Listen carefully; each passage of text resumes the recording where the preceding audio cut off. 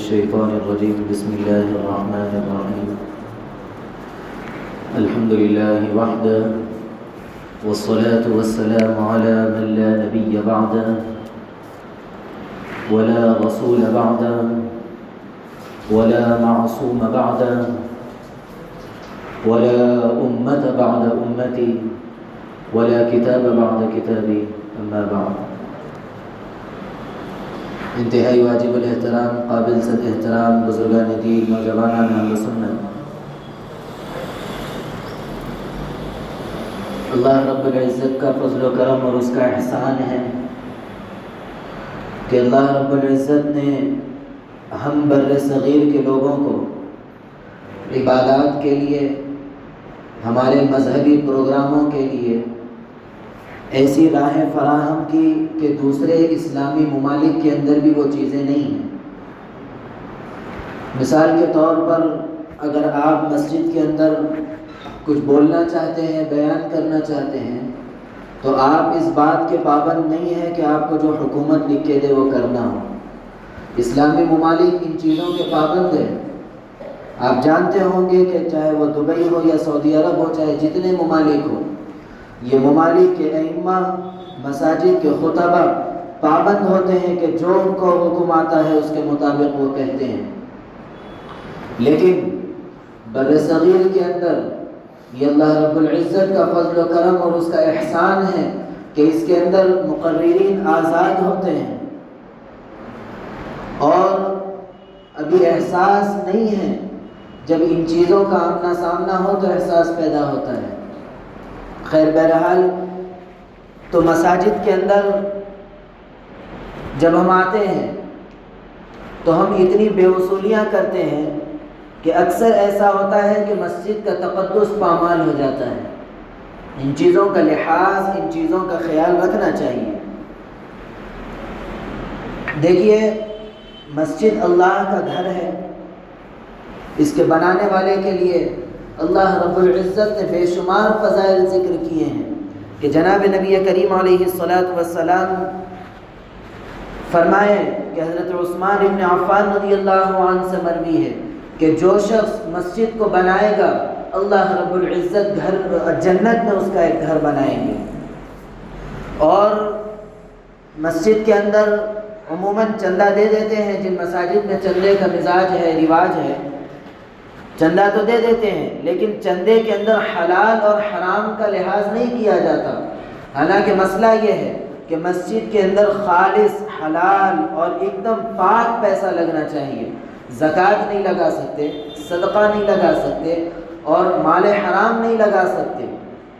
اگر کوئی شخص ایک دم حلال پیسہ مسجد کے لیے لگائے گا، چاہے اتنا کم لگایا ہو کہ اس سے ایک پرندے کا گھونسلہ بنتا ہو، اتنی چھوٹی چیز بھی اگر وہ لگاتا ہے، تو اللہ رب العزت اس کو جنت میں ایک گھر بنائیں گے، اور وہ گھر یاقوت کا ہوگا، وہ گھر موتیوں کا ہوگا۔ یہ فضائل ہے مسجد کے بنانے والوں کے لیے۔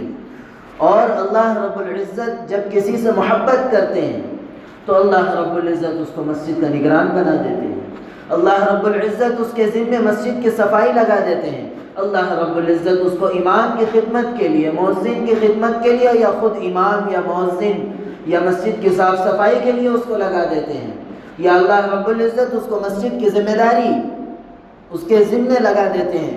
کس شخص کے لیے؟ جس شخص سے اللہ رب العزت محبت کرتے ہیں۔ جو شخص مسجد کی خدمت کرتا ہے گویا وہ اللہ کا محبوب ہوتا ہے، اس لیے اس شخص کی بھی قدردانی ہمارے ذمے ضروری ہے۔ اور اسی طرح اگر کسی کا گھر مسجد کے قریب ہوتا ہے تو اس کے لیے فضیلت ہوتی ہے کہ اس کے لیے فضیلت ہے کہ وہ مسجد کا پڑوسی ہے۔ اگر وہ دور ہے تب بھی وہ فضیلت والا ہے کہ اس کے دور رہنے کی فضیلت یہ ہے کہ وہ مسجد کے لیے نکل کے آتا ہے۔ تو ہر قدم پر جو اس کو نیکیاں ملتی ہے، پڑوسی کے بالمقابل دور رہنے والے کو اس کو زیادہ نیکیاں ملتی ہے۔ اسی طرح جب مسجد آ جاتے ہیں تو عموماً ایسا ہوتا ہے کہ جس حال میں ہوتے ہیں اٹھ کے چلے آتے ہیں اور یہاں وضو کر لیتے ہیں۔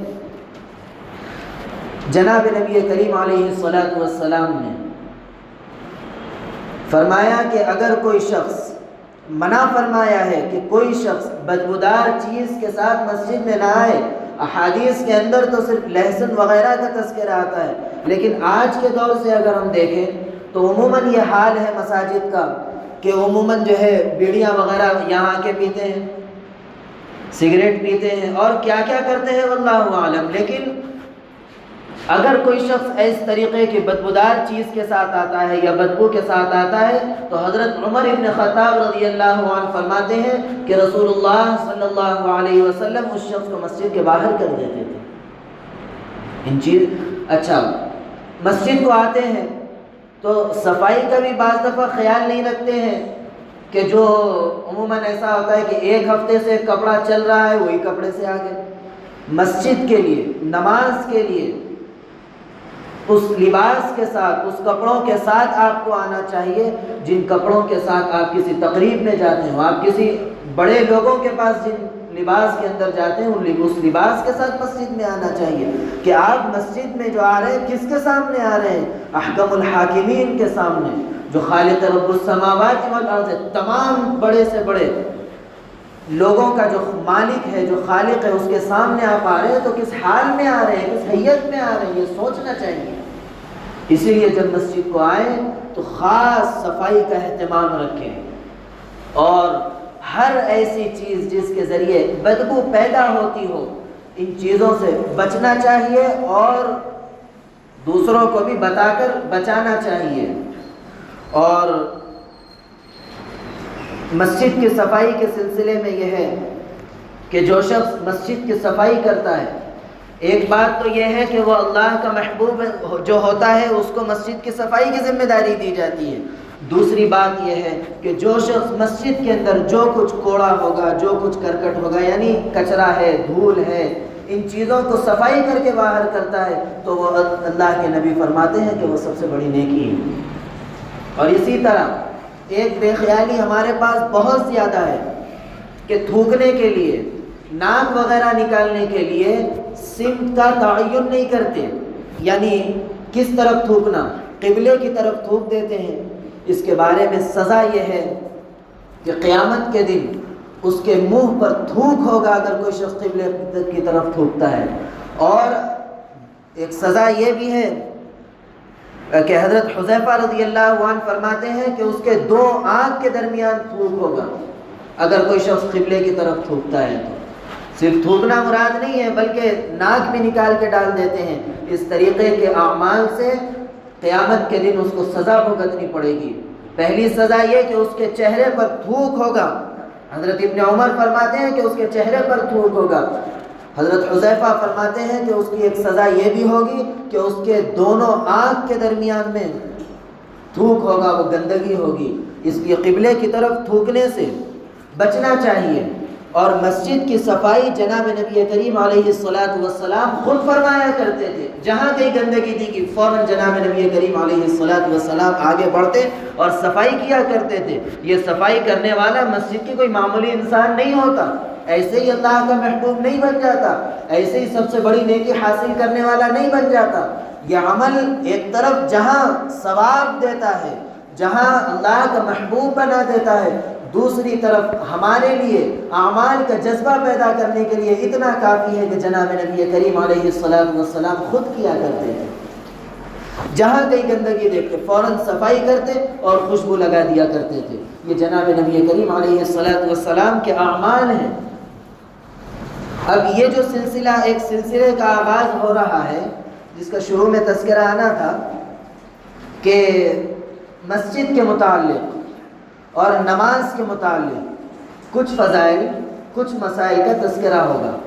اس کے اندر 3 باتوں کو ہمیشہ ذہن میں رکھنا چاہیے اور انشاءاللہ وقتاً فوقتاً یہ پھر دہرائی جائے گی یہ بات. پہلی بات یہ ہے کہ کوئی مسئلہ بیان کیا جائے، وہ مسئلہ اہل سنت والجماعت احناف کے مسلک کے مطابق بیان کیا جائے گا. اس کے اندر ایک چیز ذہن میں رکھیں کہ مثال کے طور پہ یہ مسئلہ بتایا گیا کہ نماز کے اندر ہاتھ ناک کے نیچے باندھنا چاہیے.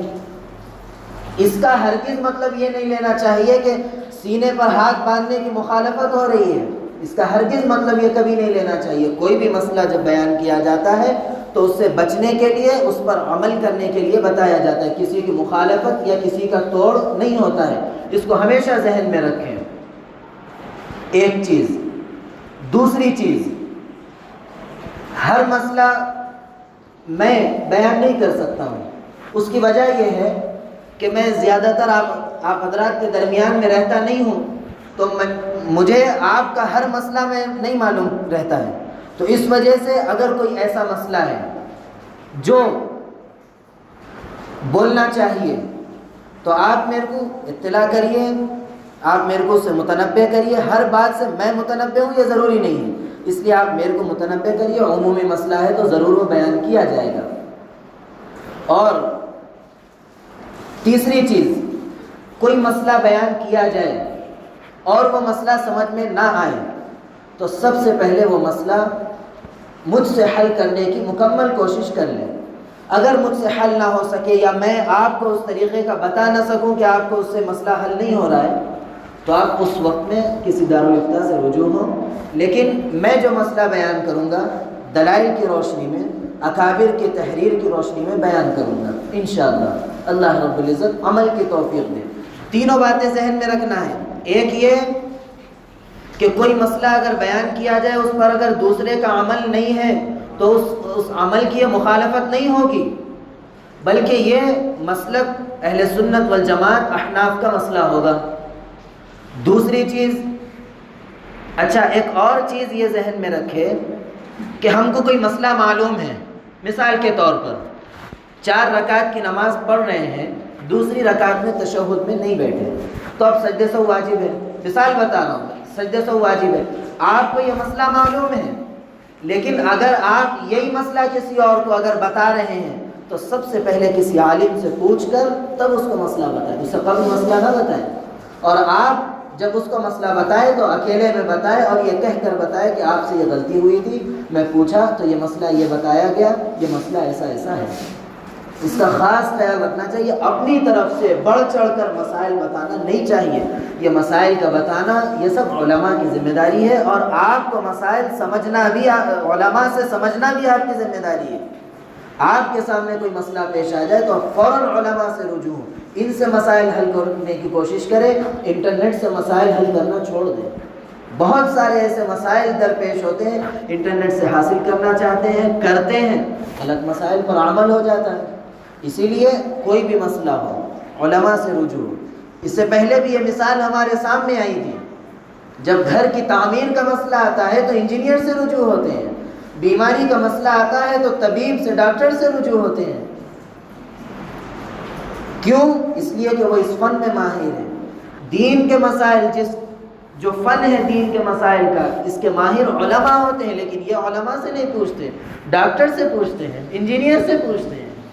کیا آپ دین کو اتنا گرا چکے ہیں کہ آپ اپنے گھر کے لیے، اپنی تعمیر کو عمدہ کرنے کے لیے تو آپ ایک انجینئر سے رجوع ہوتے، آپ اپنی صحت کا بہتر سے بہتر خیال رکھنے کے لیے آپ طبیب سے، ڈاکٹر سے رجوع ہوتے ہیں، لیکن دین کو اتنا گرا چکے ہیں کہ ایک ماہر فن کے بجائے ایک اناڑی سے آپ مسئلہ پوچھتے ہیں؟ انتہائی نامناسب بات ہے۔ اس لیے جو مسئلہ ہو علماء سے رجوع ہو کر مسائل پوچھنے کی حتی الامکان کوشش کرے۔ اللہ رب العزت کہنے سننے سے زیادہ عمل کی توفیق عطا فرمائے۔ آمین۔ وآخر دعوانا ان الحمد للہ رب العالمین۔